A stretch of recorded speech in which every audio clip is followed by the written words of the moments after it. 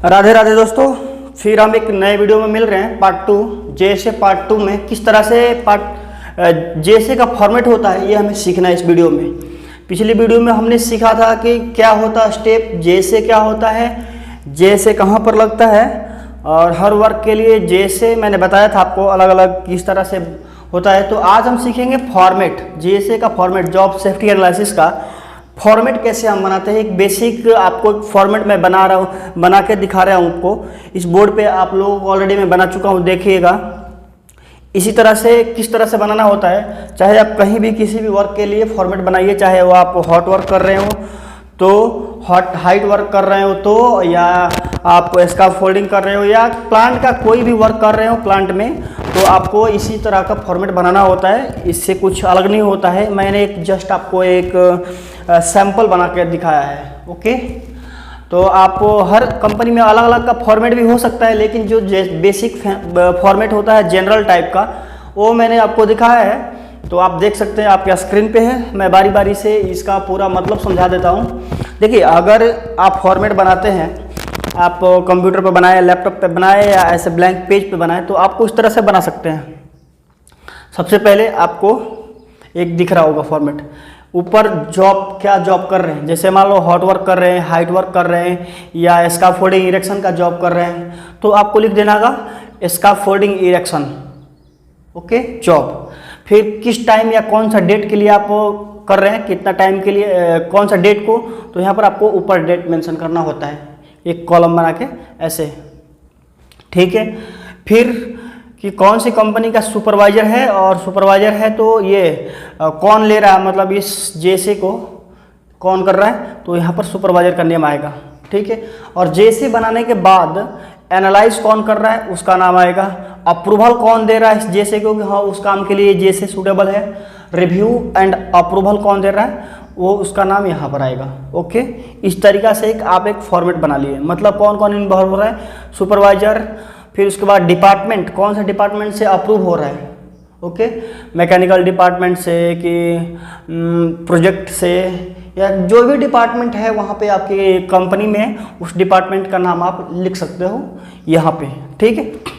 Approval, review आपको पता होगा कि कौन अप्रूव करता है, जो काम देता है ना, उससे अप्रूवल लेते हैं। जो हायर डिपार्टमेंट में हो, जैसे पीएम हो गए, प्रोजेक्ट मैनेजर हो गया, या आपका जो मेंटेनेंस ऑफिसर हो गया, जो भी उस डिपार्टमेंट में उस अप्रूवल स्कैफोल्डिंग का अथॉरिटी होगा, वो अप्रूवल देगा कि हाँ ये स्कैफोल्डिंग पे आप ये जैसे लगेगा, सही है, तरीका से बनाया गया है, आप अप्रूव करके आपको देगा। उस परमिट के साथ अटैच कर सकते हो, या वो जॉब पे आप कर सकते हो, ठीक है। अब इतना समझने के बाद, मतलब जॉब, यहाँ पर डेट टाइम आएगा, सुपरवाइजर का नाम आएगा, एनालाइज्ड करेगा जिसका नाम आएगा, मतलब उसको रिव्यू एक बार एनालाइज करेगा कि हाँ ये जैसे इस वर्क के लिए सूटेबल है, फिर उसको अप्रूवल देगा दूसरा, ठीक है। यहाँ पर जो डिपार्टमेंट अप्रूवल देगा उसका नाम रहेगा, ठीक है।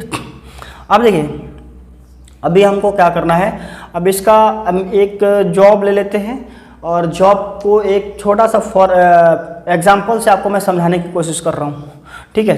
तो देखिए, यहाँ पर किसी भी जेएसए को, जॉब सेफ्टी एनालिसिस को 3 कैटेगरी में इस फॉर्मेट को बांटा गया। सबसे पहला हमारा सीक्वेंस ऑफ बेसिक जॉब, ठीक है, स्टेप्स। मतलब ये है कि कोई भी आप जॉब करो, चाहे दुनिया का कोई भी वर्क प्लांट में करने के लिए जाते हो, तो सबसे पहले हमें क्या करना होता है, इस वर्क के को सीक्वेंस में, मतलब स्टेप बाय स्टेप क्या करते हैं, उसको तोड़ते हैं। कि सबसे पहले हमारा मान लो स्कैफोल्डिंग इरेक्शन करना है, तो सबसे पहले हमें क्या करना होता है, वहाँ के ग्राउंड को चेक करेंगे, मतलब प्री स्कैफोल्डिंग इरेक्शन करेंगे। छोटा सा सबसे पहले क्या करेंगे, प्री स्कैफोल्डिंग इरेक्शन करेंगे, है ना।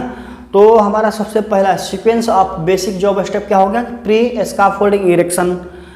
ओके, ये हमारा स्टेप हो गया, सबसे पहला स्टेप ले रहे हैं ना, तो ये हमारा फर्स्ट स्टेप हो गया। फिर हम मटेरियल को अरेंज करते हैं, ओके, तो ये सेकंड स्टेप हो गया। अरेंज करने के बाद फिर अगला तीसरा स्टेप लेते हैं। तो इस तरह से हम स्टेप बाय स्टेप अपने काम को क्या करते हैं, ब्रेक डाउन करते हैं। कि हम सबसे पहला, मतलब बड़ा सा काम को छोटे पार्ट में बांटते हैं। उसके दौरान हमारा छोटे छोटे पार्ट के दौरान जो पोटेंशियल हजार्ड्स है, खतरा है, उसको दूसरा स्टेप में मतलब लिखते हैं। ये हो गया हमारा पहला फॉर्मेट के अनुसार sequence of basic job step में कि इसका फोल्डिंग के लिए मैं बता रहा हूँ अभी एग्जाम्पल कि स्काफोल्डिंग को इरेक्शन करने के लिए हमें क्या करना, प्री स्काफोल्डिंग इरेक्शन होगा, फिर मटेरियल को अरेंज करना, ये सारी चीज़ें। अब दूसरा स्टेप में हमारा क्या आता है, पोटेंशियल एक्सीडेंट या हजार्ड्स, मतलब उस काम के दौरान हर काम स्काफोल्डिंग इरेक्शन या कोई भी काम के दौरान जो भी step by step potential hazards होता है, खतरा होता है, इसमें हम मेंशन करते हैं। ओके, तो अभी चल लेते हैं। मान लो कि हम स्काफोल्डिंग इरेक्शन के लिए बता रहे हैं, तो क्या हो सकता है भाई खतरा। सबसे पहले खतरा ये हो सकता है कि लूज सोइल पे हम अगर बनाएंगे तो कोलैप्स हो सकता है, स्काफोल्डिंग कोलैप्स होने का भी खतरा है। अगर वहाँ का सर्फेस अनइवन है ना, तो डैमेज हो सकता है, मतलब गिर सकता है। फिर अगर स्काफोल्डिंग के बनाने वाला स्काफोल्डर है अनस्किल्ड है तो भी एक खतरा है। बिना परमिट का काम कर रहे हैं तो भी एक खतरा है। अगर हम बनाते समय रेड टैग नहीं लगा रहे हैं, है ना, तो भी एक खतरा है। फिर उसके बाद हम क्या करते हैं, तरह तरह के खतरा हो हजार। अगर हम स्काफोल्डिंग मटेरियल को विदाउट चेकिंग, मतलब कि कहीं लूज मटेरियल, मतलब कि गुड क्वालिटी का मटेरियल नहीं है और हमें स्काफोल्डिंग बनाना है तो भी टूट सकता है, तो भी एक खतरा है। तो इसमें बहुत सारा फाइंड आउट कर सकते हो खतरा को, हजार्ड्स को, है ना, पोटेंशियल हजार्ड जो भी उसमें है मेंशन करो, इसमें आप कर सकते हो। ठीक है, अब देखिए, मतलब अब मैंने क्या कर लिया कि बेसिक जॉब मतलब कोई भी जॉब को स्टेप बाय स्टेप मैंने ब्रेक डाउन कर लिया।